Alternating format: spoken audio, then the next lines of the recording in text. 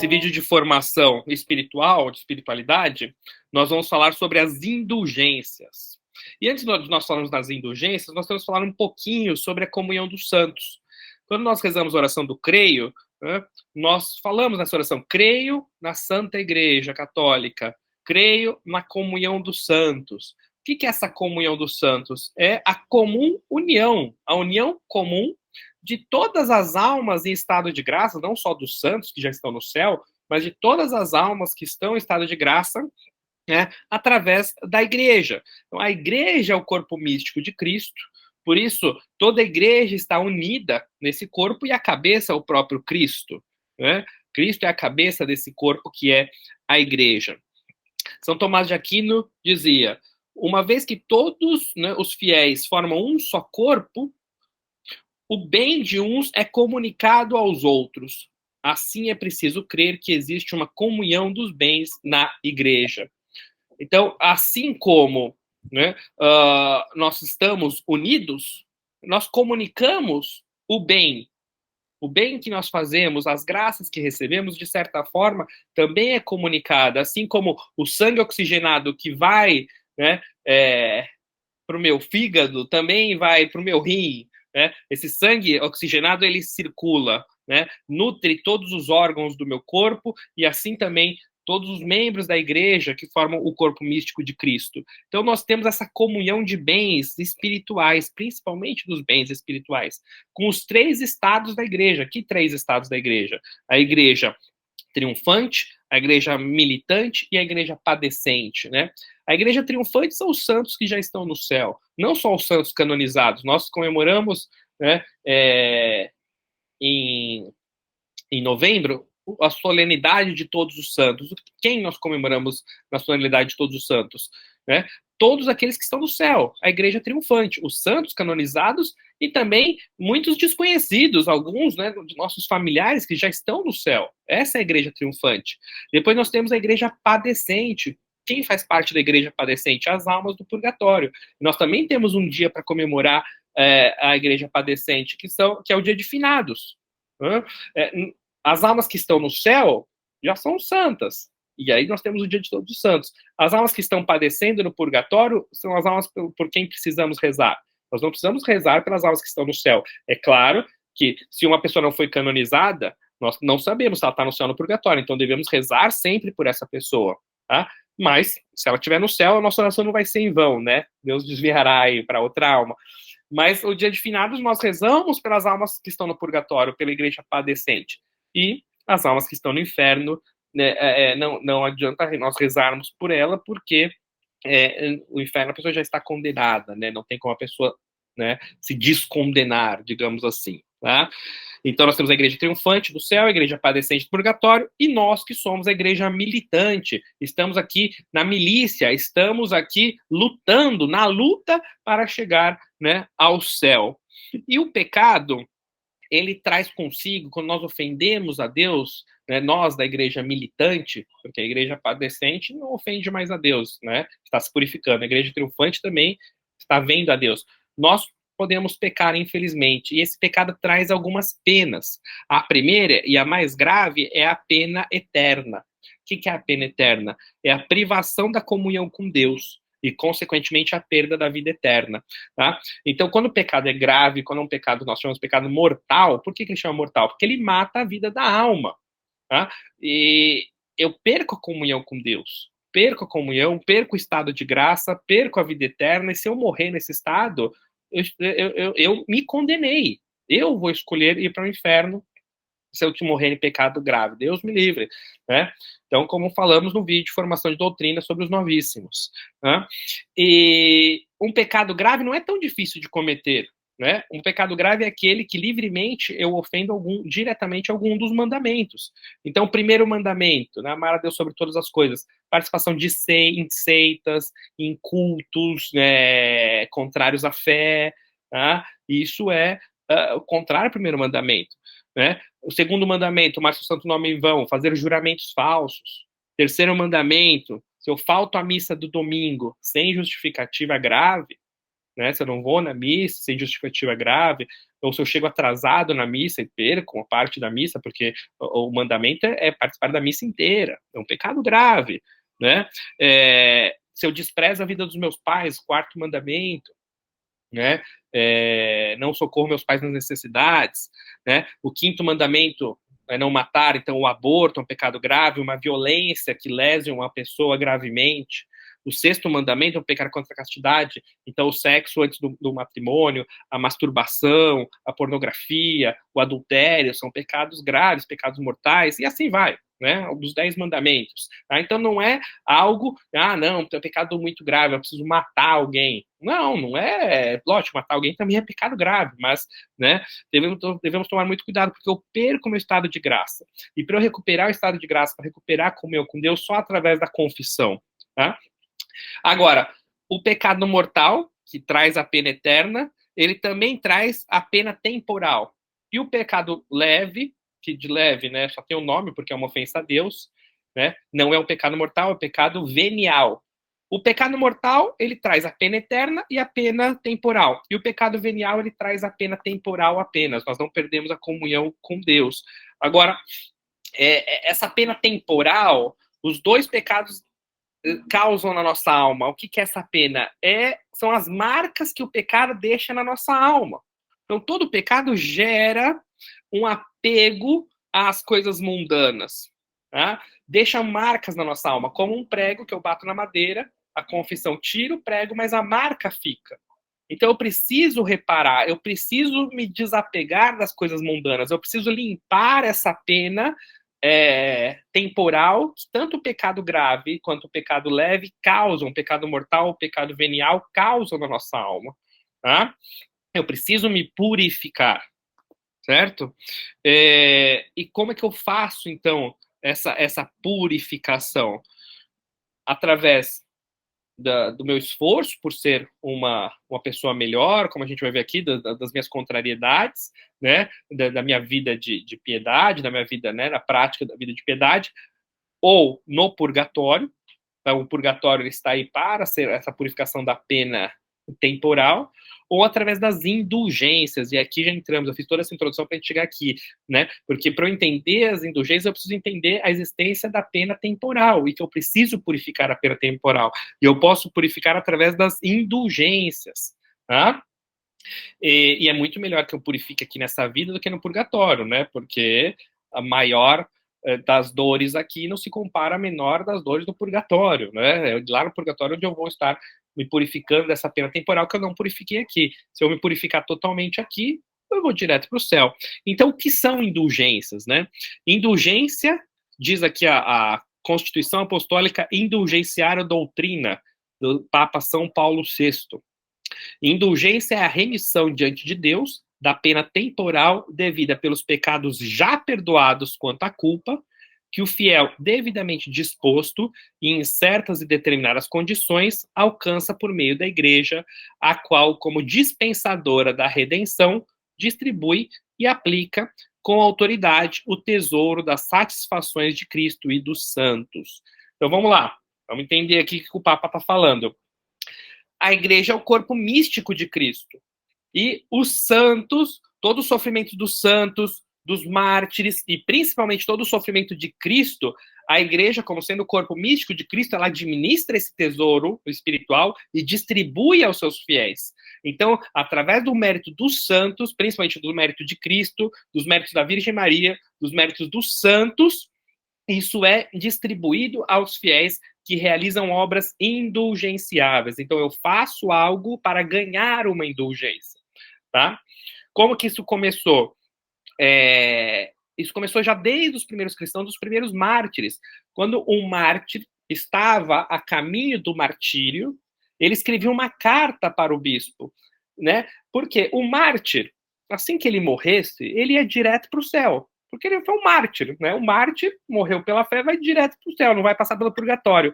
Mas ele dizia, né, ao bispo, que todo esse sofrimento do martírio que ele fosse sofrer, que fosse aproveitado por outra pessoa, que fosse oferecido para outra pessoa, porque ele já estava salvo, ele ia direto para o céu, mas que todo esse sofrimento pudesse ser oferecido como uma oração para outra pessoa. Então, aí que nascem as indulgências, né? De distribuir esses bens espirituais, e por isso que eu falei no começo sobre a comunhão dos santos, tá? Então, eu posso receber essas indulgências.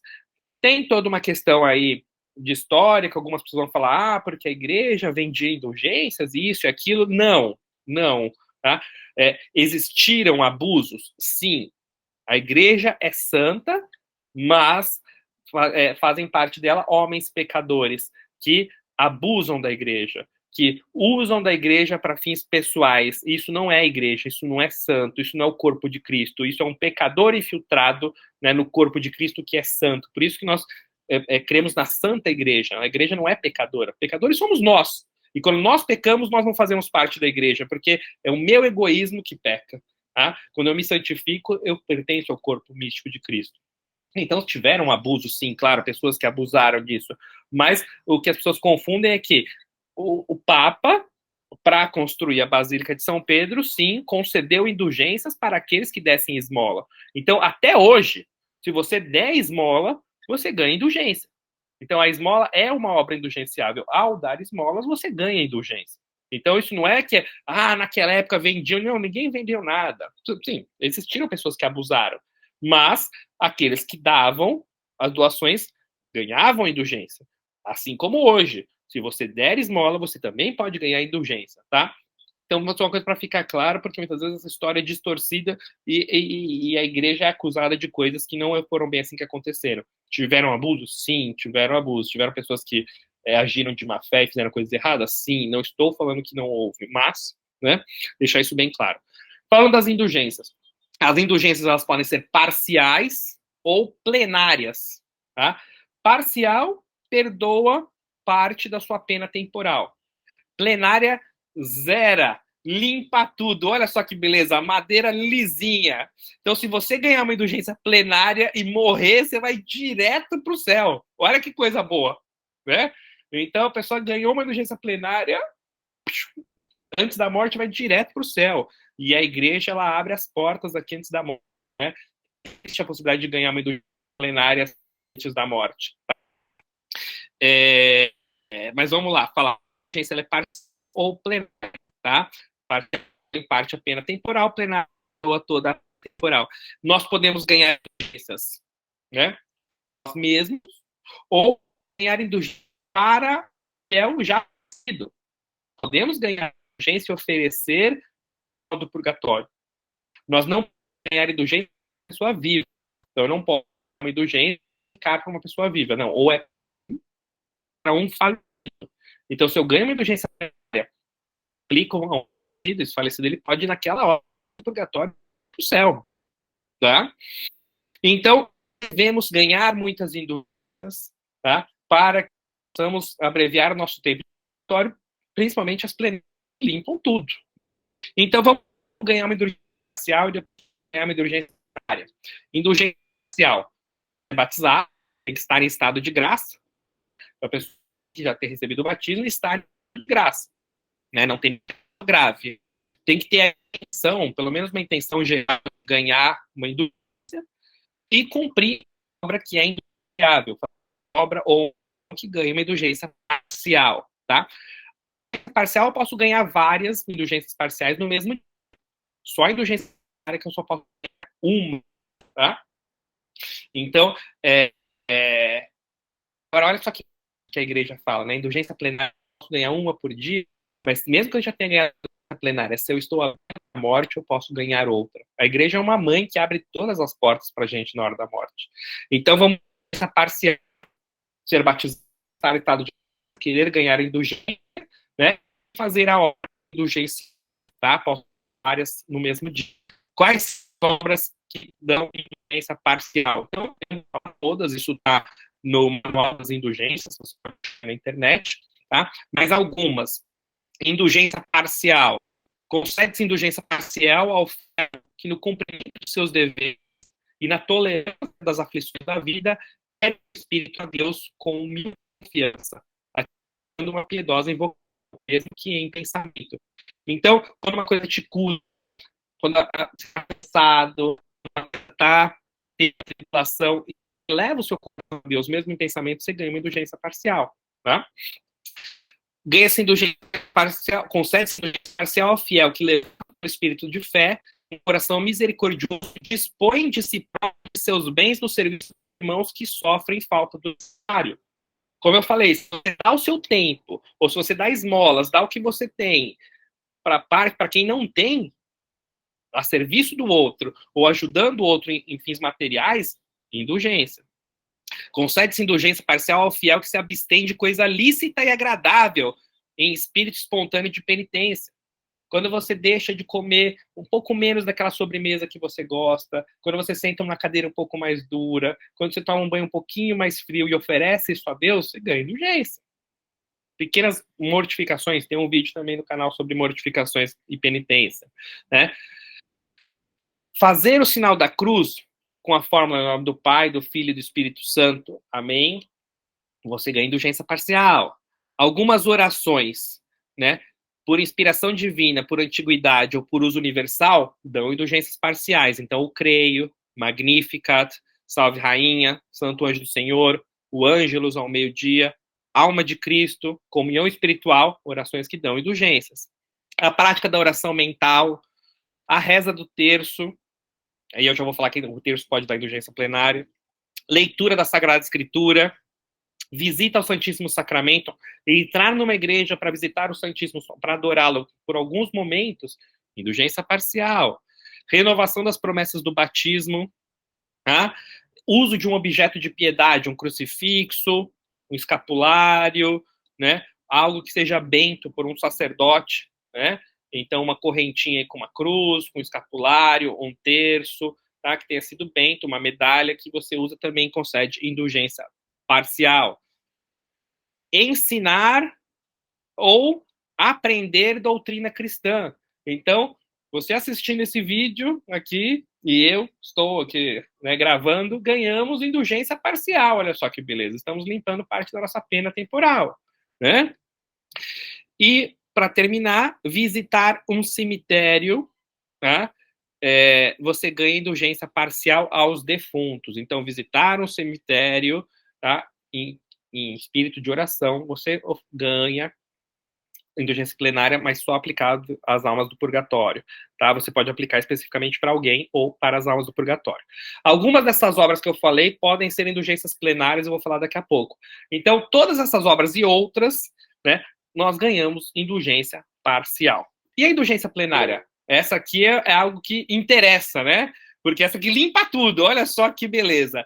Para ganhar, como é que eu ganho indulgência plenária? Tá? Indulgência plenária, primeiro, só posso ganhar uma por dia. Ou, se eu já ganhei indulgência plenária, eu posso ganhar outra no mesmo dia, né, em risco de morte, tá? Também tem que ser batizado, tem que estar em estado de graça, ter aversão a todo pecado, mesmo venial, então a pessoa tem que ter ódio ao pecado, né? Ter a intenção de ganhar indulgência, e aí eu preciso de 3 condições, além da obra. Então, a diferença da indulgência parcial da plenária é que, além de fazer a obra, eu preciso de mais 3 coisas: confissão sacramental, comunhão eucarística e oração pelas intenções do Papa. Confissão, comunhão, oração pelo Papa e a obra que concede indulgência plenária. Com uma confissão, eu posso ganhar várias indulgências plenárias, ok? Lembrando que é uma só por dia. Mas com uma confissão, eu posso ganhar várias indulgências plenárias. A comunhão, uma comunhão é uma indulgência plenária. Então, se eu quiser ganhar uma indulgência plenária todo dia, eu tenho que comungar todo dia, tá? E também a oração pela intenção do Papa. Então, para cada comunhão, eu posso ganhar uma indulgência plenária e também fazer oração pelas intenções do Papa, tá? Convence que a comunhão seja no próprio dia, mas pode ser no dia anterior. Então, por exemplo, se você foi na missa domingo e comungou, na segunda-feira você pode, na terça-feira, você pode ganhar uma indulgência plenária, mas com uma comunhão, uma indulgência plenária. Não esquecendo que eu preciso também rezar pelas intenções do Papa, e aí pode ser qualquer oração, Pai Nosso, uma Ave Maria, etc. Tá?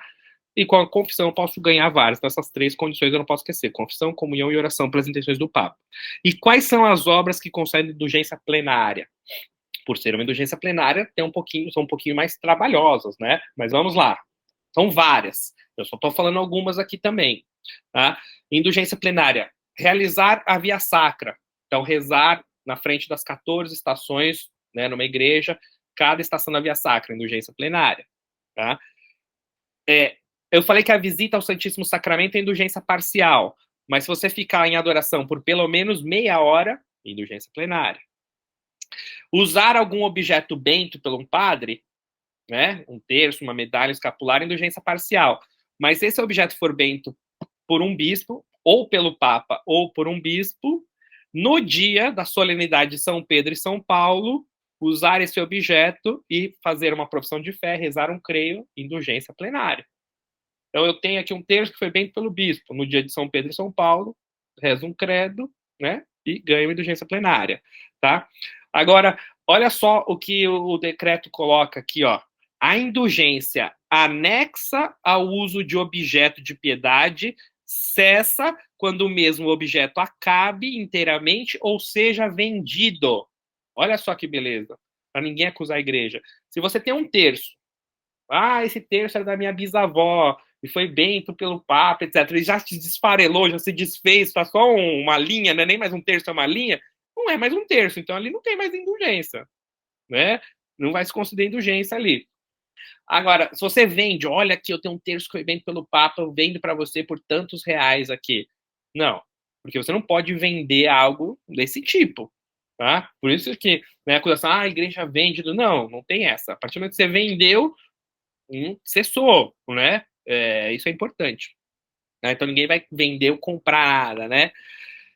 Falei da visita ao cemitério. Visitar o cemitério é indulgência parcial. Mas se você visitar o cemitério entre o dia 1º a 8 de novembro, 1, 2, 3, 4, 5, 6, 7, 8 de novembro, de 1º a 8 de novembro, visitar o cemitério, você ganha uma indulgência plenária, mas só aplicável aos defuntos. Então você pode aplicar a alguém falecido.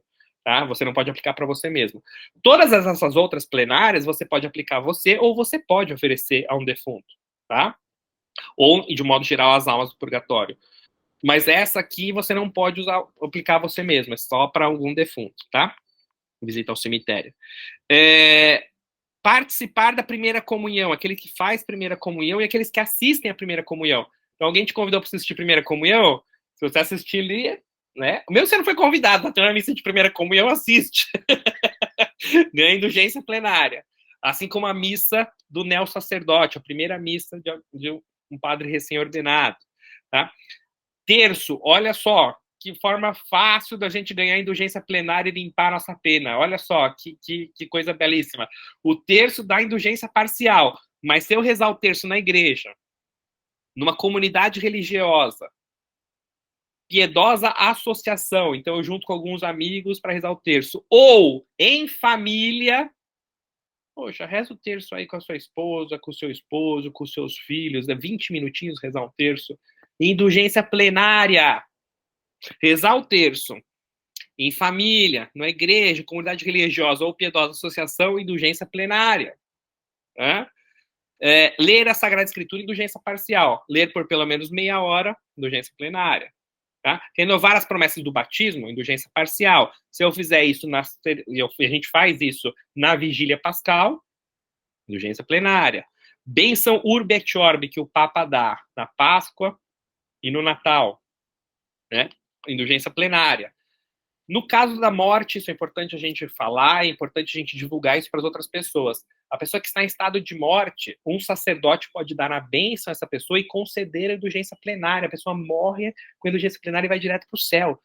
Mas eu não tenho padre aqui, a pessoa está morrendo e não tem padre. Segurando um crucifixo, essa pessoa faz algumas orações que ela fez durante ao longo da vida, ela ganha indulgência plenária. A igreja abre as portas na hora da morte, tá?